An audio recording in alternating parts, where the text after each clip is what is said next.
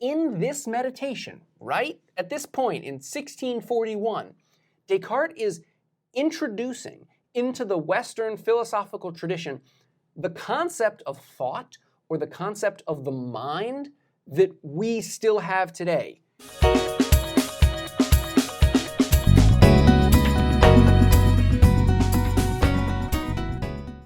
So today we're talking about Meditation 2 by René Descartes. Just a quick recap. So in the first meditation, you'll remember, Descartes set out to figure out which beliefs of his he knew for certain, which beliefs were 100% guaranteed to be true. And so his method for doing this was to start by wiping away, that is, refusing to continue to believe, all of the beliefs that he could possibly doubt. And so he went through doubting whole groups of beliefs, basic principles that underlied larger groups of beliefs. He would doubt them, and then he would toss out all the beliefs. And so over the course of meditation number 1, he doubted away all of his beliefs, everything. So at the start of meditation 2, Descartes doesn't know anything that he can know for certain. And so he's going to spend meditation 2, at least the early part of it, trying to find one thing that he can know is true for certain. The first candidate belief, something that might be true for certain, is the existence of God. So at first Descartes thinks, oh, maybe I know for sure that God exists. But that doesn't work. This all happens in 2 sentences on page AT24. Is there not a God, or whatever I may call him, who puts into me thoughts that I am now having? But why do I think this, since I myself may perhaps be the author of these thoughts? He thinks, well, maybe there has to be a God who exists and is giving me the thoughts that I'm thinking now, these meditations, all the thoughts that I had in the first meditation and this one. And he thinks, no, the fact that I'm having these thoughts doesn't show that God exists, because I could be the origin of these thoughts. Maybe I'm the one who's producing the thoughts and no God exists. Okay, so he gave it a first shot to find a belief that he knows for certain is true, and it didn't work. Then he stumbles upon what he thinks is the right answer, the one thing that he knows for certain. Here goes. This is on AT24. But I have convinced myself that there is absolutely nothing in the world. No sky, no earth, no minds, no body. Okay, so that's just a recap of where he is now. Does it now follow that I too do not exist? No. If I convinced myself of something, then I certainly existed. But there is a deceiver of supreme power and cunning who is deliberately and constantly deceiving me. In that case, I too undoubtedly exist, if he is deceiving me. And let him deceive me as much as he can. He will never bring it about that I am nothing, so long as I think that I am something. So after considering everything very thoroughly, I must finally conclude that this proposition, I am, I exist, is necessarily true whenever it is put forward by me or conceived in my mind. There we go. We've got the one thing that Descartes thinks he can know for certain, that he exists. To understand how Descartes comes to this conclusion, remember what his method was for separating the certain beliefs from the uncertain ones, right? The method was to see if he could doubt them. If it was possible to doubt them, then he thought, well, he doesn't know them for certain, they're not 100% guaranteed to be true, so he's going to toss them out. But now think about the claim that he himself exists. Can he doubt that belief? Well, either way, he has to exist. If he can't doubt his own existence, well, then he can't doubt it. And if he can't doubt it, then it goes in the category of certain beliefs. Okay, so if he can't doubt it, then he's certain that he exists. But alternatively, if he can doubt that he exists, well, then he's doubting that he exists. And so he must be there to doubt that he exists. So either way, whether he can doubt it or not, he knows he has to exist.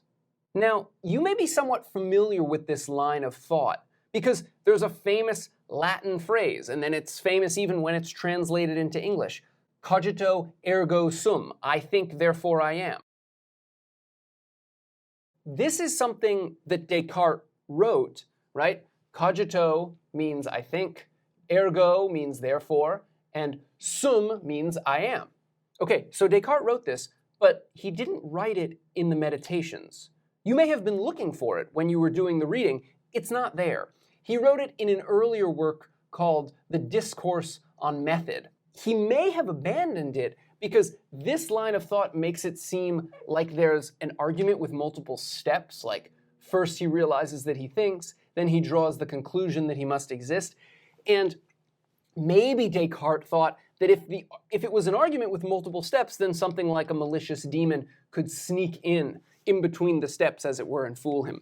Maybe that's why he abandoned it, maybe not. Either way, this famous phrase doesn't make it into the Meditations, and we don't need it, right?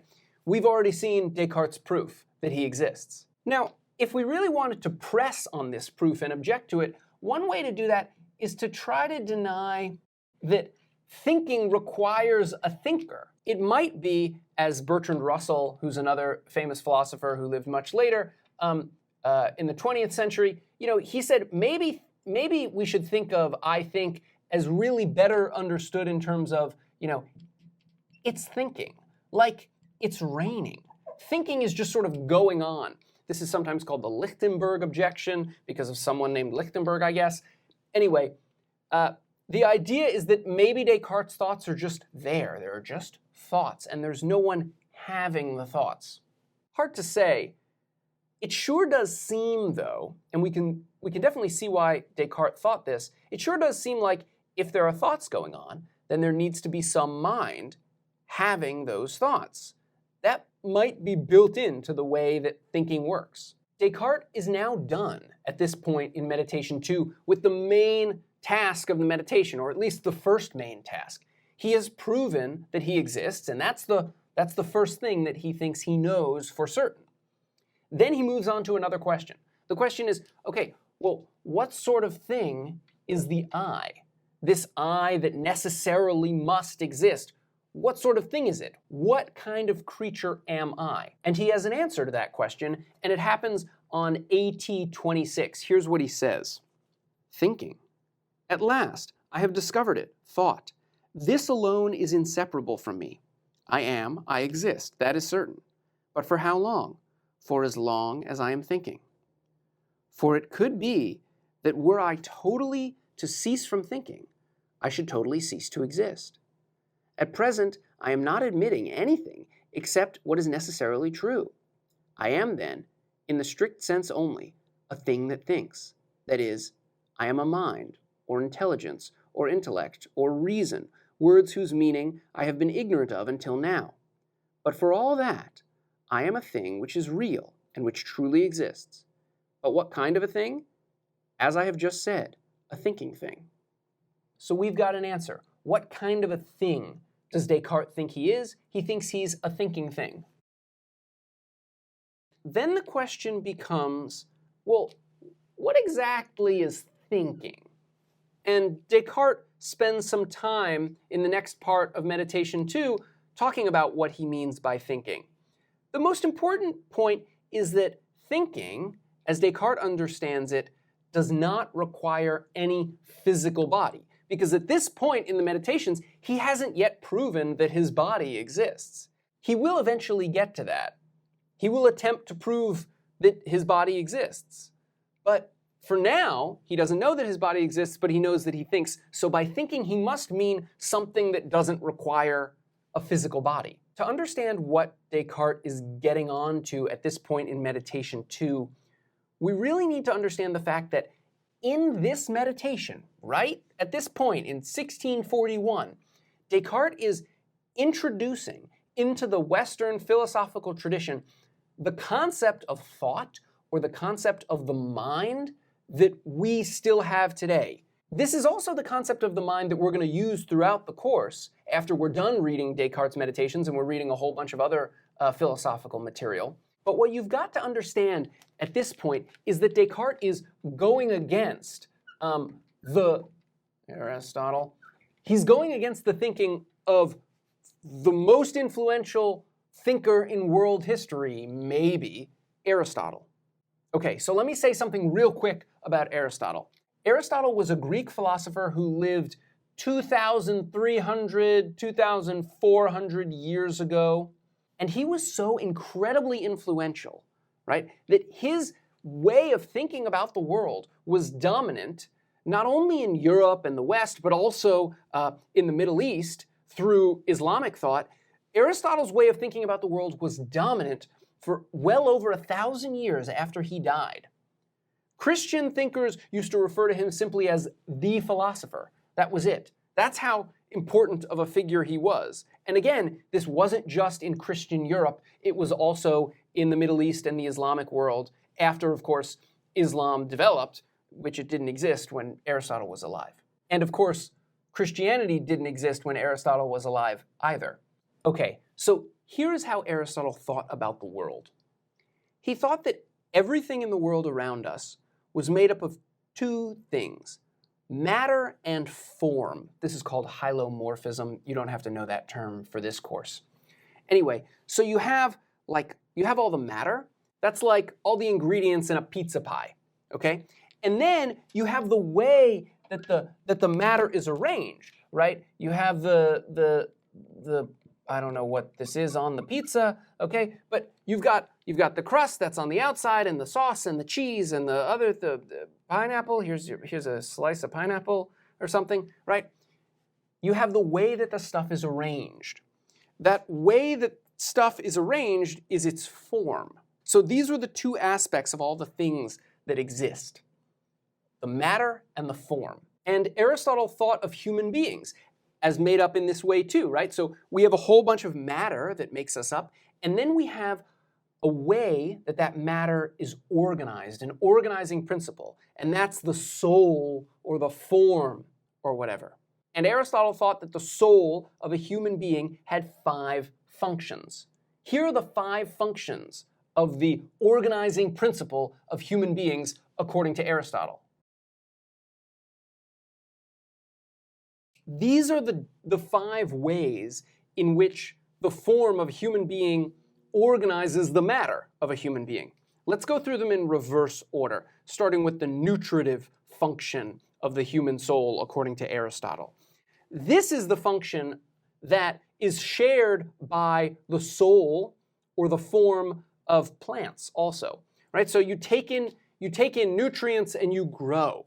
Then there's locomotive, moves around, right? Locomotes, walks around. This is not shared also by plants, but it is shared by other animals like cats and dogs or whatever. Sensitive, has sensations through the sensory organs, right? Touch, smell, taste, sight, and hearing. These were the 5 senses. And you know who came up with that list of the 5 senses?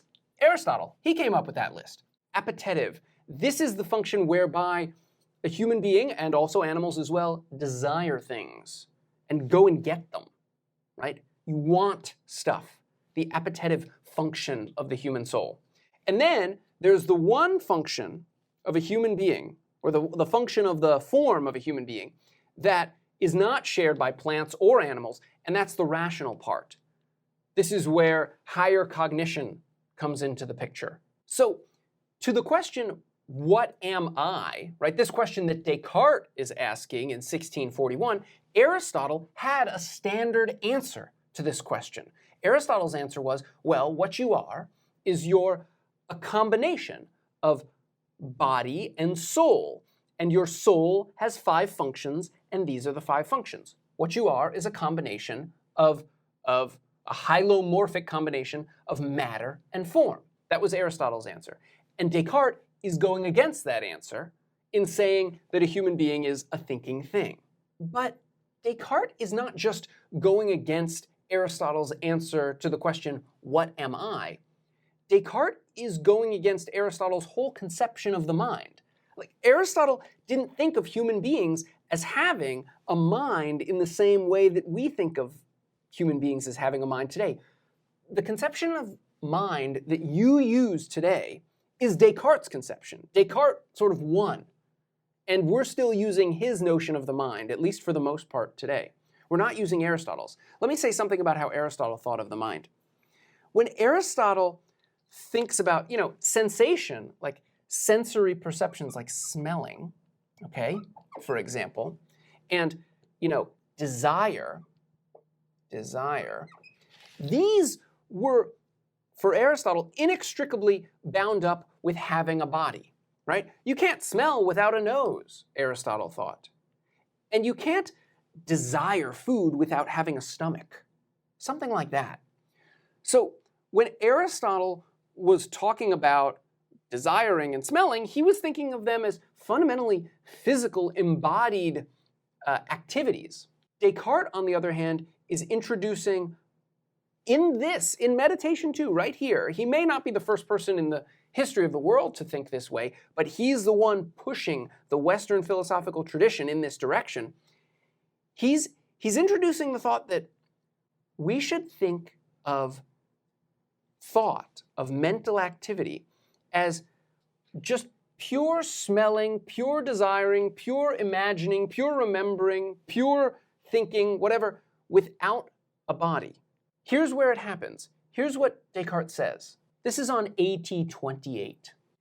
Even if, as I have supposed, none of the objects of imagination are real, the power of imagination is something which really exists and is part of my thinking. Okay, pause for a second. So he's got the idea of imagination and then the objects of imagination, right? So that's a distinction that he's drawing. Maybe I should write it down. Say that you're imagining something. You're imagining a unicorn. That's not so bad. That's pretty good. Okay, so you have this picture in your mind. Here, I'll put a thought bubble around it so that we know that it's a picture in your mind. And then there's the object of your imagination. The thing being imagined, that's the actual unicorn. Of course, in this case, there aren't any actual unicorns, right? So the object doesn't exist. But nonetheless, there's the thing imagined and the actual act of imagining it. Descartes is saying, look, even if there is no thing in the world, there's still the imagining itself. That's real. That can be real even though this isn't real. Okay, that's what he just said.